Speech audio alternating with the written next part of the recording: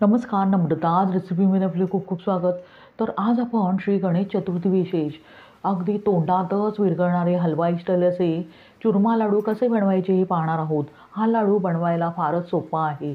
अगदी झटपट तयार होतो, शिवाय खूप दिवस टिकतो.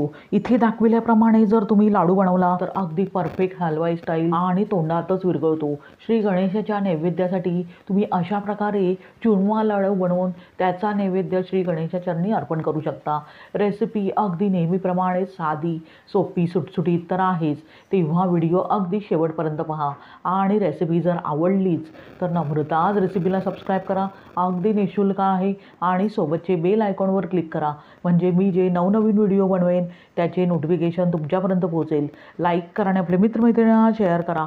चला तर मग जास्त वेळ न घालवता आता आपण श्री गणेशाच्या नैवेद्यासाठी चुरमा लाडू बनवायला सुरुवात करूया. चुरमा लाडू बनवण्यासाठी इथे मी एक बाऊल घेतला आहे.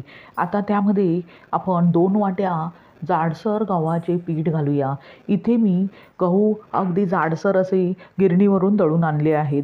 अशा प्रकारे 2 वाट्या गव्हाचे पीठ बाऊलमध्ये घातल्यावर लगेचच त्यामध्ये रोजच्या वापरातील अगदी बारीकसर असे गव्हाचे पीठ घालूया. इथे मी रव्याचा वापर अजिबात करत नाही आहे, फक्त गव्हाच्या पिठाचाच वापर करत आहे. आता त्यात आपण 4 चमचे थंडगार तुपाचे मोहन घालूया आणि अगदी तूप पिठाला व्यवस्थित लावून घेऊया. त्यामुळे हे जे आपण चुरमा लाडू बनवणार आहोत ते अगदी दाणेदार आणि चविष्ट हलवाई स्टाईल असे तयार होतात. ही सर्वात महत्त्वाची टीप आहे. आता तूप पिठाला व्यवस्थित चोळून घेतल्यावर लगेचच चिमूटभर मीठ घालूया आणि पुन्हा मीठ एकसारखे पिठाला व्यवस्थित लावून घेऊया. पाहू शकता अशा प्रकारे मोहन अगदी पिठाला व्यवस्थित चोळून घ्यायचे आहे. अशा प्रकारे मूठ व्हायला पाहिजे, म्हणजेच एक गोळा व्हायला पाहिजे. आता त्यात आपण आवश्यकतेनुसार पाणी घालून अगदी घट्टसर असे पीठ मळून घेऊया. पाहू शकता अशा प्रकारे अगदी व्यवस्थित असे पीठ मळून घ्यायचे आहे. आता त्यातील रवा फुलावा म्हणून भांड्यावर झाकण ठेवूया आणि साधारणतः 20 मिनिटे हे पीठ रेस्ट करण्यास ठेवूया. 20 मिनिटानंतर भांड्यावरील झाकण काढून पाहूया. पाहू शकता पीठ अगदी व्यवस्थित रेस्ट झाले आहे. आता त्यातील थोडेसे पीठ अशा प्रकारे घेऊन अगदी मुठीचा आकार द्यायचा आहे. पाहू शकता किती परफेक्ट शेप आला आहे. अशाच प्रकारे सर्व मुठके मी व्यवस्थितपणे तयार करून घेत आहे. पाहू शकता सर्व मुठके मी व्यवस्थितपणे तयार करून घेतले आहेत. लगेचच ते तळून घेऊया. त्यासाठी आधीच मी गॅसवर एका कढईत तेल तापत ठेवले होते. तेल तापले आहे की नाही चेक करण्यासाठी त्यामध्ये थोडा छोटासा पिठाचा गोळा घालायचा आहे. लगेचच तो वर आला की समजावे तेल अगदी व्यवस्थित तापले आहे. ते व्यवस्थित तापून घेतल्यावर नंतर गॅस बंद करूनच आपण हे मुठके तळून घेणार आहोत, म्हणजे ते आतपर्यंत व्यवस्थित तळले जातात. साधारणतः 1 ते 2 मिनिटानंतर अगदी व्यवस्थित तेल तापून घेतल्यावर नंतर आपण अशा प्रकारे अगदी हलक्या हाताने जे मुठके तयार करून घेतले आहेत ते तेलात सोडूया आणि मंद आचेवर सोनेरी रंग येईस्तोवर व्यवस्थितपणे तळून घेऊया. मुठके तेलात सोडल्यावर लगेचच झारा लावायचा नाही. एक बाजू थोडीशी सेट झाल्यावर आणि थोडीशी भाजली गेल्यावर नंतरच आलटून पालटून मुठके दोन्ही साईडने गोल्डन कलर येईस्तोवर अगदी व्यवस्थित खरपूस तळून घ्यायचे आहे, म्हणजे ते आतपर्यंत तळले जातात आणि कच्चे राहत नाही. आणि म्हणूनच हा लाडू अगदी 1 महिनाभर आरामात टिकतो. म्हणून इथे मुठके तळून घेताना ही काळजी जरूर घ्यावी. साधारणतः 7 ते 8 मिनिटानंतर पाहू शकता मुठके अगदी व्यवस्थित खरपूस तळले गेले आहेत आणि गोल्डन कलर आला आहे. अशा प्रकारे अगदी रंग येईस्तोवर मुठके तळून घ्यायचे आहे. लगेचच ते आपण टिश्यू पेपर असलेल्या एका प्लेटमध्ये काढून घेऊया. अशाच प्रकारे सर्व मुठके मी व्यवस्थितपणे गोल्डन कलर येईस्तोवर तळून घेत आहे. पाहू शकता सर्व मुठके मी अगदी व्यवस्थितपणे तळून घेतले आहे. लगेचच ते आपण पूर्णपणे थंड करून घेऊया. साधारणतः अर्ध्या तासानंतर पूर्णपणे मुठके तळून घेतल्यावर अशा प्रकारे अगदी हाताने व्यवस्थितपणे त्याचे तुकडे तयार करून घ्यायचे आहे. अशाच प्रकारे सर्व तुकडे एका बाउलमध्ये अगदी हलक्या हाताने तयार करून घ्यायचे आहेत. आणि नंतर आपण हे जे तुकडे आपण तयार करून घेतले आहेत ते मिक्सरमध्ये घालून पल्स मोडमध्ये अगदी जाडसर अशी भरड तयार करून घेणार आहोत. अशाच प्रकारे सर्व मुठके मी व्यवस्थितपणे तोडून घेत आहे। पाहू शकता सर्व मुटके मी अगदी त्याचे व्यवस्थितपणे बारीक तुकडे तयार करून घेतले आहेत। आता लगेचच ते आपण मिक्सरमध्ये थोडे थोडे करून घालूया आणि मिक्सरच्या भांड्याचे झाकण लावून पल्स मोडमध्ये अगदी जाडसर अशी भरड तयार करून घेऊया। पाहू शकता अशा प्रकारे अगदी जाडसर चुरमाची भरड तयार करून घ्यायची आहे। लगेचच ती आपण एका परातीत काढून घेऊया। अशाच प्रकारे सर्व मुठ्यांचा चुरमा मी व्यवस्थितपणे पल्स मोडमध्ये मिक्सरमधून फिरवून घेत आहे। पाहू शकता अगदी सर्व मुठ्यांचा चुरमा मी तयार करून घेतला आहे। अशा प्रकारे चुरमा तयार करून घ्यायचा आहे। लगेचच गुळाचा सिरप तयार करून घेऊया।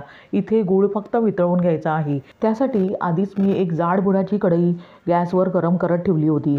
आता त्यात आपण अर्धी वाटी तूप घालूया आणि तूप व्यवस्थित वितळून घेऊया। तूप वितळून घेतल्यावर त्यात 1 वाटी ऑर्गॅनिक गूळ घालूया। इथे ऑर्गॅनिक गुळाचाच वापर करायचा आहे, त्यामुळे ह्या लाडवांना रंग अगदी सुरेख येतो। आता गॅस मिडियम ठेवून सतत ढवळून तुपामध्ये गूळ व्यवस्थित विरघळवून घ्यायचा आहे। इथे तुपात गूळ घातल्यावर अगदी अशा प्रकारे ढवळत राहायचे आहे, नाहीतर गूळ तळाची चिकटण्याची आणि करपण्याची शक्यता असते।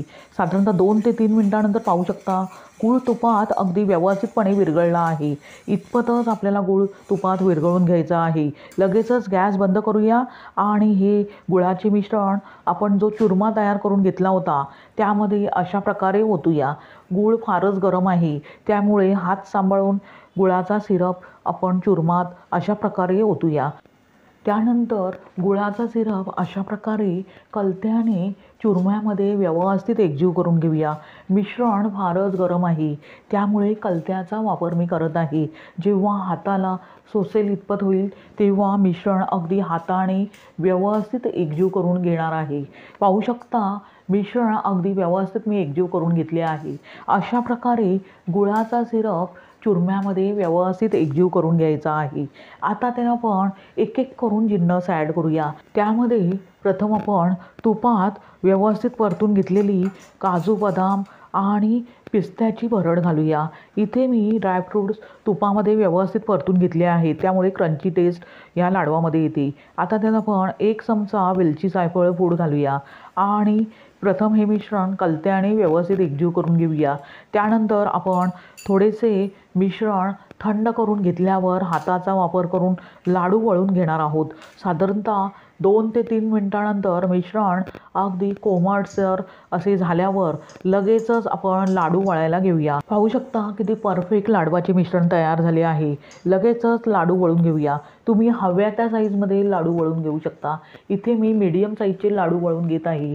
पाहू शकता किती परफेक्ट मिश्रण तयार झाले आहे आणि लाडू अगदी परफेक्ट असा वळला जात आहे, म्हणजे मिश्रण अगदी परफेक्ट असे तयार झाले आहे। ह्या प्रमाणात अगदी परफेक्ट लाडू तयार होतात। पाहू शकता किती गोल गरगरीत आणि बघता क्षणी खावासा वाटणारा असा चुरमाचा लाडू तयार झाला आहे। अशाच प्रकारे अजून मी तुम्हाला एक लाडू बनवून दाखवते आहे। त्यासाठी मिश्रण अशा प्रकारे घेऊन अगदी व्यवस्थितपणे दाबून घ्यायचे आहे आणि गोलाकार द्यायचा आहे। पाहू शकता किती परफेक्ट अगदी दुसराही लाडू तयार झाला आहे। अशाच प्रकारे सर्व चुरमाचे लाडू मी व्यवस्थितपणे तयार करून घेत आहे। पाहू शकता सर्व चुरमाचे लाडू मी अगदी व्यवस्थितपणे तयार करून घेतले आहेत। आता ते आपण भाजलेल्या खसखशीत अशा प्रकारे घोळवून घेऊया, त्यामुळे हलवाई स्टाईल अगदी चव या लाडवांना येते। म्हणून अगदी भाजलेली खसखशीमध्ये अशा प्रकारे लाडू व्यवस्थित घोळवून घ्यायचा आहे।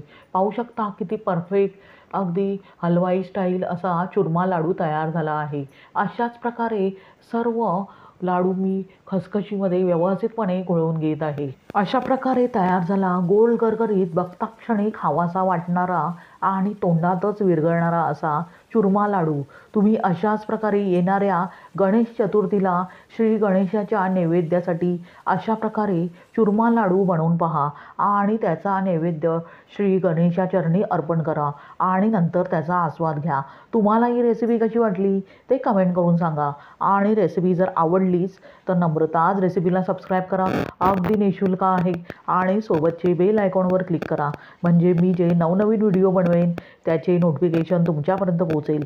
लाईक करा आणि आपल्या मित्रमैत्रिणींना शेअर करा. पुन्हा भेटूया अशाच साध्या, सोप्या आणि सुटसुटीत अशा रेसिपीसह. धन्यवाद. श्री स्वामी समर्थ.